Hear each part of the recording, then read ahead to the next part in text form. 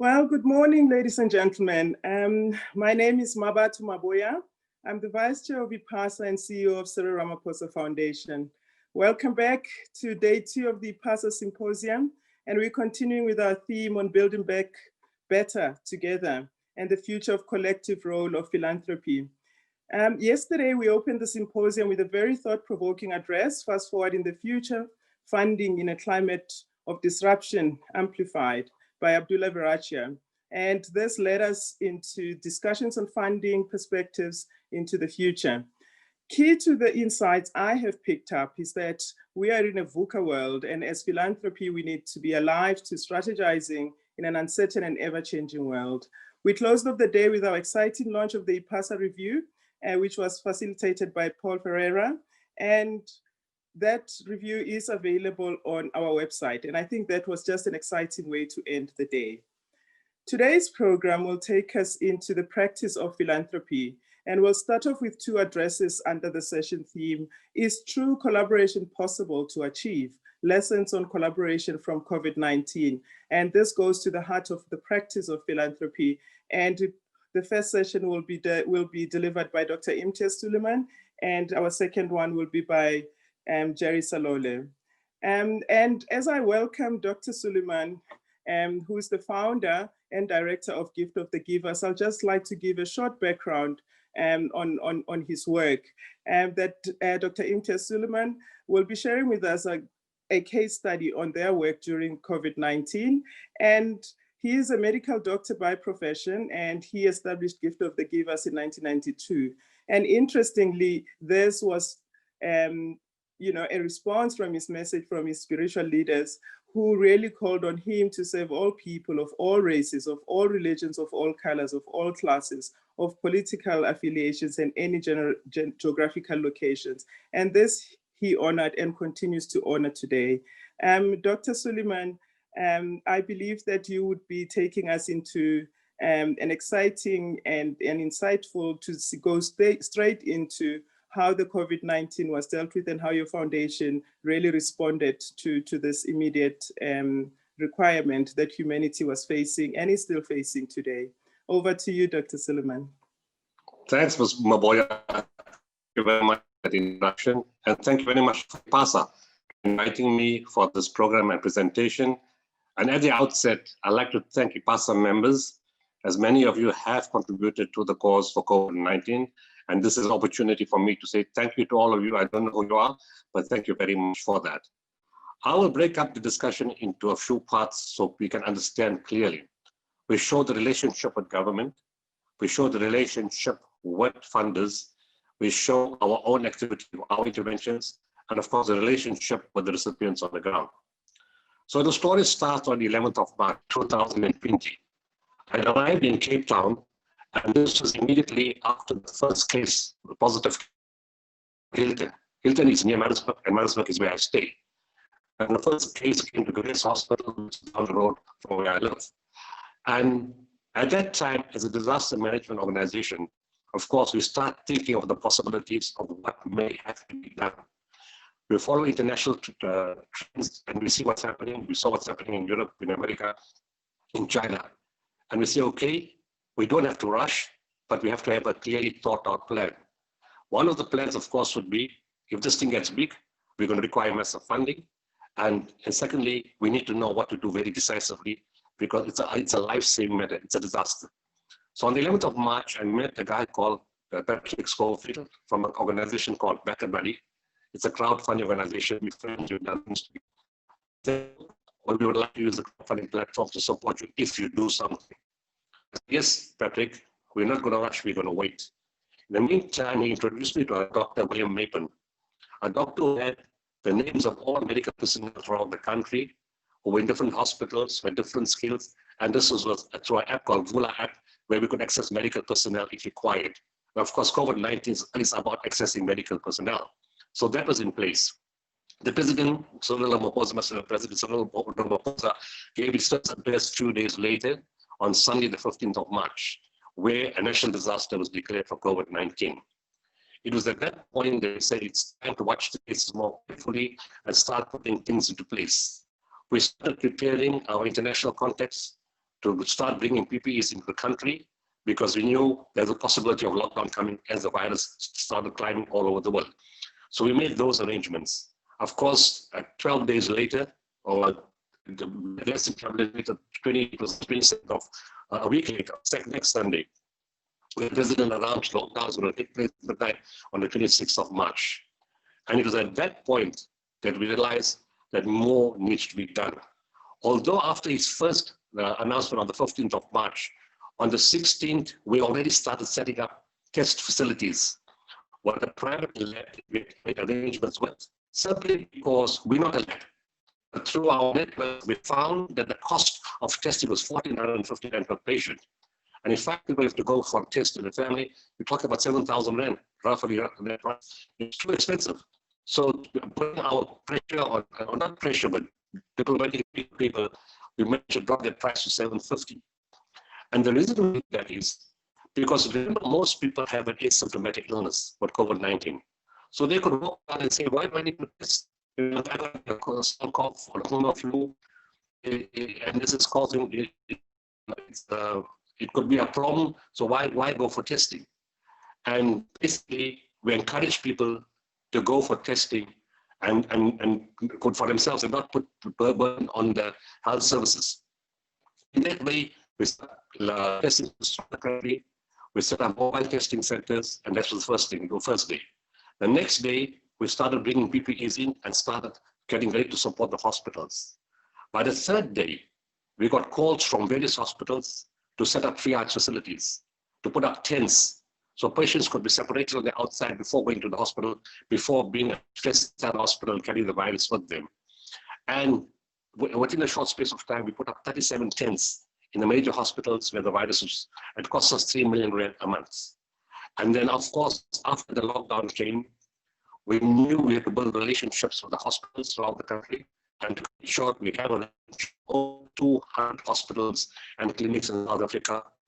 All of them have benefited from us, from some form of PPE, to the pulse oximeters, scrubs, reusable theater gowns, reusable scrubs, non-contact thermometers, and of course, the KN95 masks, the 3-ply surgical masks, the coveralls, the gloves, the head covers, the shoe covers, and whatever other support. Some needed, fridge, some needed a microwave, some needed some beans, and various type of things we got involved in the hospital.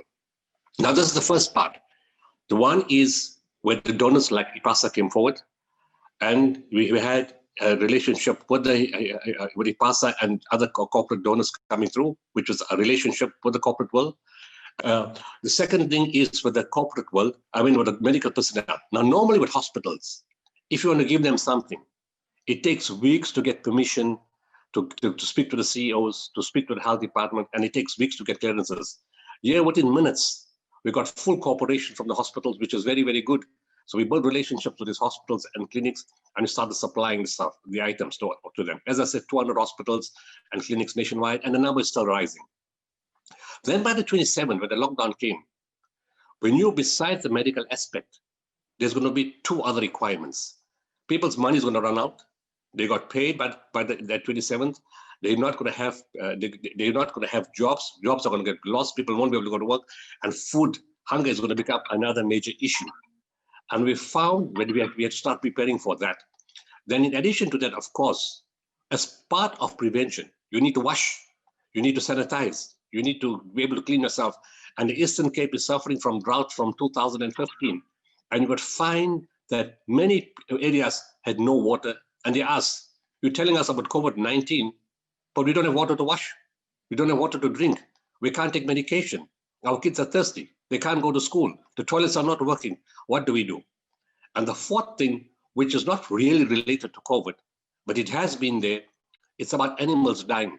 And I'll explain that in a little while, where fodder had to be taken to the animals. The fodder for the animals, the water for the drought is something we were doing pre-COVID already. But I'm mentioning these 4 points: medical, food, water, and fodder. Relationship with corporates and relationship with facilities. I'll explain it. It's not too long as we go along. And then after doing the PPEs, the testing, the triage tents, we realized that a lot of hospitals They have a simple thing like non-contact thermometers. And this is going to have a serious problem with government, where the lockdown was really to hospitals or hospitals with influx of patients. Other things didn't happen. Did not reach all hospitals, and we can see this kind of taking place now. And even though different contracts given, when I've been told by people in Treasury it's up to 15 billion, one thing is spending the money and giving to people. But second question is what those PPEs delivered. My answer to that is really no. Because my staff went to 200 hospitals and clinics nationwide. And everywhere they went, they said, we sent in requisitions, we're waiting, we're not getting the stuff. It's 3 months gone, nobody's brought anything, we've got promises. And when you bring the PPEs and you bring the scrubs, it's not normal to see the CEO of a hospital, the head nursing manager, and the head of department, doctors, suddenly start dancing outside the hospital. Now, either they're crazy or this is a release of anxiety because they got something that they're not getting for the last few weeks or months before that. So that's a serious problem.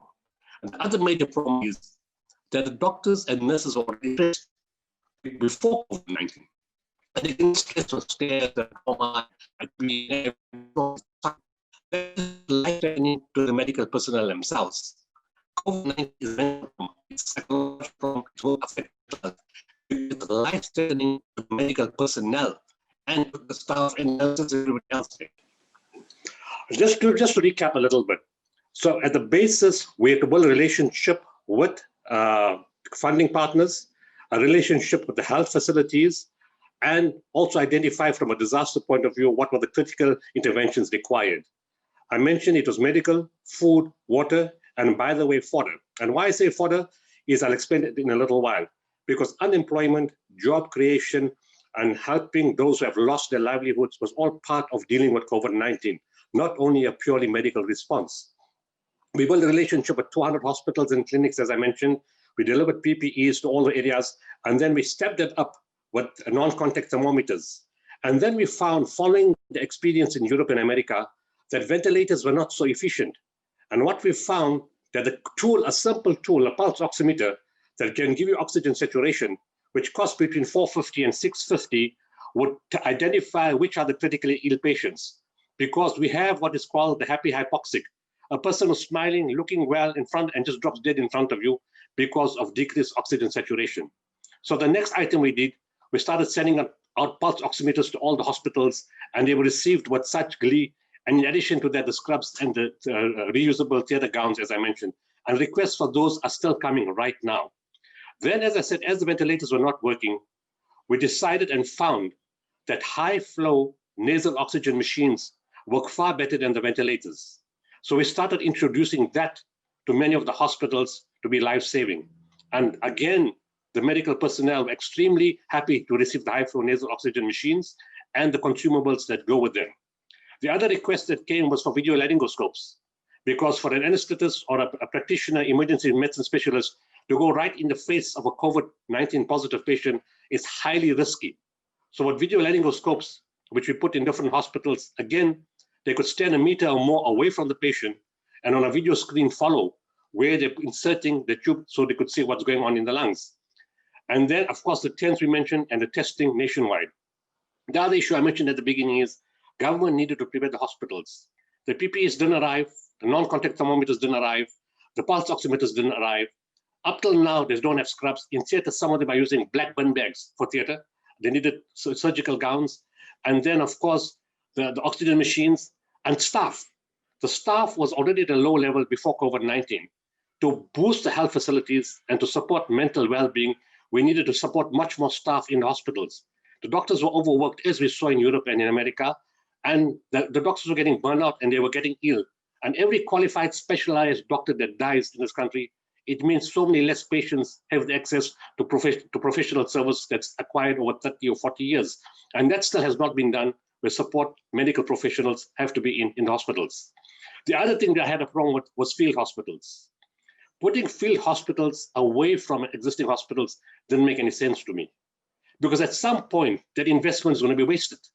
When you break down the field hospital, what happens to all that money you invested? So We said field hospitals in existing hospitals, and of course, not any hospital. A hospital that's the epicenter of the infection, it makes more sense to put a field hospital there.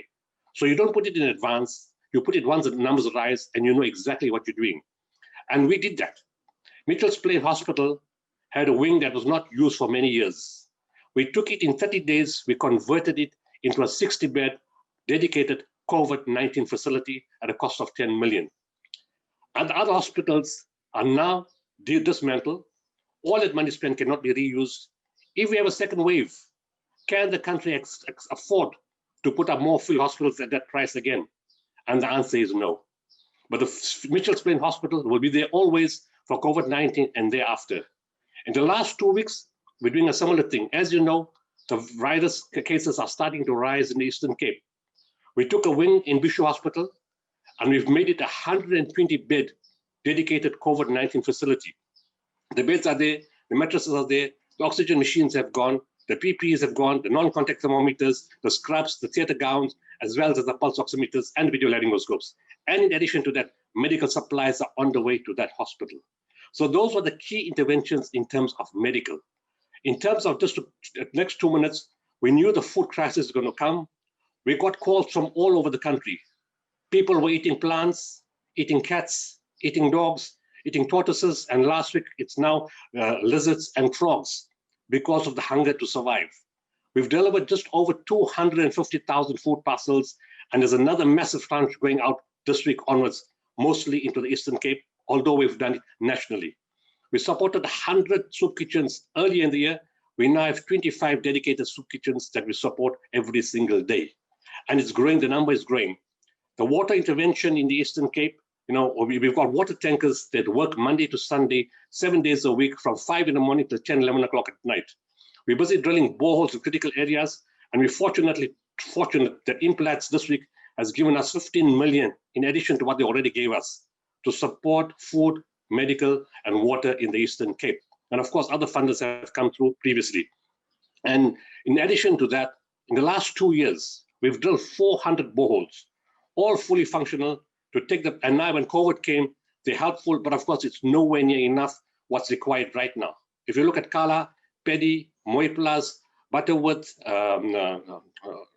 Willowmore, Reedbron, State Level, Kliplak, there's so many areas, Makanda, Graafrenet, many areas still require bowls, require food. And the requests are pouring in for food, water, and PPEs. We're about to roll out PPEs to 35 hospitals in the Eastern Cape. We've already started this week. And of course, whilst looking at delivering stuff, the theater gowns and the scrubs, we found local suppliers to try and support them so they keep the jobs of people. And we used 3 companies, gave contracts with 3 different companies so that they could maintain their staff to prevent job losses. The labs we took were the small labs. They were going to put off 10 staff. A lab that has 15 staff was going to put off 10 staff. We maintained the 15 staff, and in addition, created more jobs for other staff by putting in the blood test, the PCR testing with those labs. And then, of course, we created volunteer. When we say volunteers, we took people, they're not our volunteers, but we paid them to assist increased job creation. And of course, for the fodder, the more farms we save, the more farm workers we save, the more jobs we save. And it's a critical situation when the farmer says, can you please bring a food parcel for the farm worker? And can you bring a food parcel for the farmer, for myself, for me? Then you can understand the crisis in the country. And that intervention of those 4 points continue: health, food, water, and fodder to the different parts of the country. Collaboration continues. Our relationship with, we thank you for the relationship with IPASA, and thank you for putting me on again after the network collapse. I appreciate the time and even thank you very much to the man from the European Union who gave a very good insight into what's going on. And I thank him for his presentation, and I appreciate all of you for making it possible for me to talk to you guys today. Well, thank you very much, Dr. Sooliman. Quite insightful ways. And colleagues and participants, as I would like to encourage you again to, if you have any questions you would like to raise on the Q&A tab, please go ahead. And maybe to start off, I've noted there's 2 questions already for for Jerry Salole. But just before we go there, while we have Dr. Imtiaz Sooliman on his good network right now, I would like to start with a question to you, but how does your organization manage to be this responsive and attend to quite a number of areas and think about which areas of response you need to go into? I think some of the lessons and insights that you can share with us on how your organization manages to be this responsive. It's often seen as the first responder on site. Can you share with us on how that happens? Well, to be honest, teacher lady, for 28 years of experience, if we couldn't do that, there's something seriously wrong with us. You know, we've got experience for 28 years. We've been first in many situations, in wars, in earthquakes, in typhoons, in cyclones, not only in South Africa, in other parts of the world. We've been involved in 44 countries. We have 21 different types of projects. But our strength is our staff. We've got medical volunteers, search and rescue volunteers. Those are volunteers. We need them only for disasters when we go out. But the skill set developed over 28 years with that kind of experience, and of course, me being a doctor, and of our discussion and the teams we have, and we have our ear to the ground. It's not somebody that was formed 3 months ago, a new organization, and now thinking what we're going to do. We have people who know us in every corner of this country without exaggeration. And you're most welcome to challenge anybody in your room to walk anywhere in South Africa and ask them if they heard of Gift of the Givers. And they'll probably tell you, yes, they were here a few weeks ago. Because of that relationship with ordinary people on the ground, community leaders, traditional leaders, tribal leaders, municipalities. I mean, the government calls us. Disaster management calls us. Municipalities call us. Mayors call us. Ministers call us. They all call us to say, look, we need your help. Because we have a strong name and we deliver more than what we promise, never less than what we promise. And because it's efficient, and the other thing is for donors, we're transparent. The media follows us everywhere. So you can actually see where your money is being spent. You know, there's no wastage. There's no, and that's another thing, whilst telling, that's a good, let me mention that. Sometimes a donor will come and say, please, I want to give 30,000 of this stuff. It must go to these 3 hospitals. And I'll say, no, we're not going to do that. Because those 3 hospitals already got 30,000 from somebody else. You're wasting your money and you're wasting that stuff. Let's give it to another 5 hospitals who got nothing and people will die there. So funders need to understand, you guys are the funders, we are the disaster specialists. We know what we're doing. So we can put things on the ground because we know everything that's going on in every part of this country, whether it's food, medical, water, or fodder. So that's why, because of our relationship with the people on the ground, and we can do that. And we can make your money go a much longer way in your interest and in the interest of the people of this country. So yes, our teams on the ground all the time. We've been doing it for 28 years, and that's why we can move fast because people, and other things, we've become like the hotline for the country. All the people call us. Right now, as I'm talking to you, I'm getting calls from hospitals. Right now, on the Zoom, getting calls from hospitals, getting calls from people on the ground for food and for water and for fodder. So, and of course, mayors and municipalities are waiting to meet us to see in which way we can assist them. So in that way, because of our presence on the ground, that's why we are so efficient. Thank you so much. Just one question as well. We're having quite a number of questions, and some I think will respond in typed answers, just managing our time.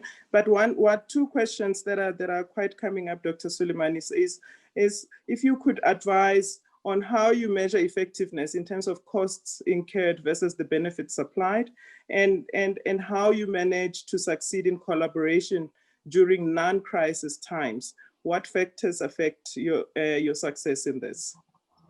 Well, cost benefit is easy because people will tell you they paid 45 Rand for a mask, they paid 65 Rand for a mask. And the first thing we say, we paid 27 Rand for the mask. That's the first thing. Secondly, we don't pass it out our work to consultants and people who charge high fees. We do everything ourselves.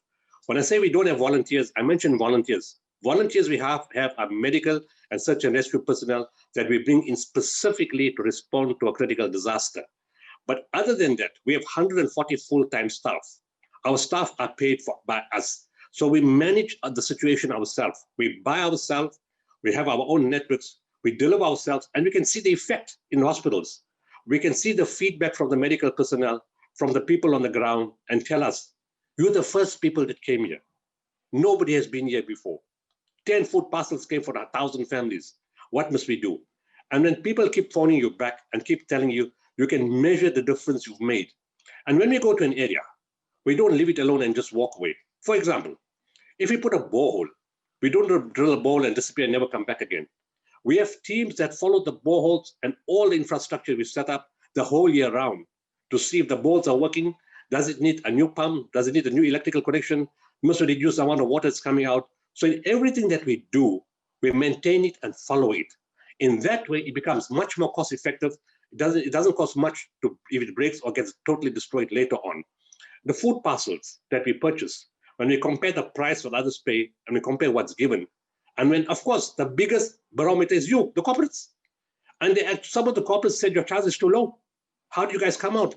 Please charge us more money for doing what you guys are doing. And that's an indication to us that we are very cost effective. When people are saying we want to pay you more, you are doing yourself down. And because we have a relationship with companies over 28 years, again, we're cost effective. We buy 2, we get 1 free. Sometimes we buy 2, we get 2 free. And sometimes we don't pay and we get it for free. You know, it's that kind of relationship. So it's very, very important to score. And because we have that relationship and that buying power, we can save a lot of money. The second question is, we're on the ground all the time. We don't do disasters only. We have, as I mentioned, 21 different types of projects. We do a simple thing like bee rehabilitation. We look after pets. We look after the rhino. When we have expired stock that comes from medical companies, we've got people who have got a love for animals and they make sure the stuff is used. Right now, we've been helping rhinos and injured animals and other cats and dogs and that kind of stuff. We do the bowls. We're involved in agricultural gardens. We're involved in education, in bursaries, bowls in school sanitation, wheelchair distribution, medical supplies to hospitals in non-disaster times, helping with weekend surgery, where there's backlog being caught up over the last few years. So we have life skills, gender-based violence programs, counseling services. So we have a range of things. And again, as I mentioned earlier, because we are known, municipalities, governments, disaster management, premiers, ministers, all call us, all want to sign MOUs with us, and all want to work with us. Wow, thank you so much. I think you're doing great work, and you are correct. From all corners of the country, people know about Gift of the Givers.